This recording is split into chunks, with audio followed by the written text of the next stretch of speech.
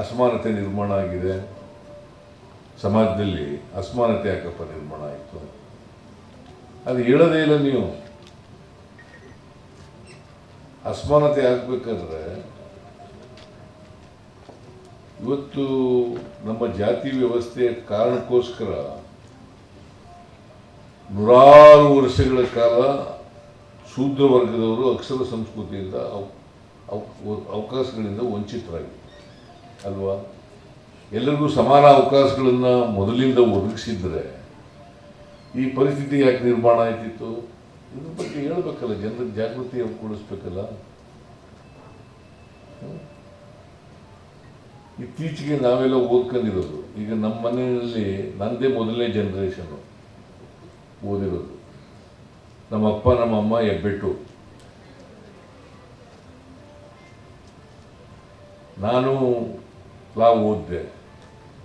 ಆಮೇಲೆ ಭಾಳಷ್ಟು ಈ ಮೌಢ್ಯಗಳನ್ನು ಅವಕಾಶ ಇದಕ್ಕೆ ನೀವು ಉತ್ತೇಜನ ಕೊಡೋಕ್ಕೂಡದು. ಭಾಳ ಜನ ಮೌಢ್ಯಗಳು ಜನರ ಮುಂದೆ ಇಡ್ತಕ್ಕಂಥ ಪ್ರಯತ್ನಗಳನ್ನು ಆಗ್ತದೆ. ಮತ್ತು ಬದಲಾವಣೆ ಮಾಡೋದು ಯಾಕೆ? ನೀವು ಸಮಾಜದಲ್ಲಿ ಬದಲಾವಣೆ ಆಗಬೇಕಲ್ಲಪ್ಪ. ಸಮಾಜದಲ್ಲಿ ಬದಲಾವಣೆ ಆಗಬೇಕಾದ್ರೆ ಮೌಢ್ಯಗಳಿದ್ರೆ ಆಗ್ತದ? ಬಸವಣ್ಣವರು 850 ವರ್ಷಗಳ ಹಿಂದೆ 12ನೇ ಶತಮಾನದಲ್ಲೇ ಹೇಳಿದ್ರು ಮೌಢ್ಯಗಳು ಬೇಡಿ ಅಂತ.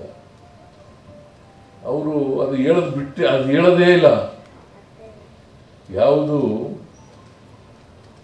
ಹೇಳಬೇಕು ಜನರಿಗೆ ಅದನ್ನು ಹೇಳೋದೇ ಇಲ್ಲ. ಯಾವುದನ್ನು ಹೇಳಬಾರ್ದು ಅದನ್ನು ಹೇಳೋಕ್ಕೆ ಶುರು ಮಾಡಿಬಿಡ್ತಾರೆ. ಜನರ ಅಭಿರುಚಿನೋ ಏನೋ ಗೊತ್ತಿಲ್ಲ ನನಗೆ.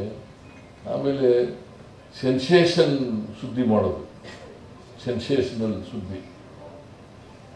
ಆ ಸೆನ್ಸೇಷನಲ್ ಸುದ್ದಿಯಿಂದ ಸಮಾಜಕ್ಕೆ ಅನುಕೂಲ ಆದರೆ ಮಾಡಿ, ಸಮಾಜಕ್ಕೆ ಅನುಕೂಲ ಆಗದೆ ಹೋದರೆ ಜನರಿಗೆ ಅನುಕೂಲ ಆಗದೆ ಮಾಡಕ್ಕೆ ಹೋಗ್ಬೋದು.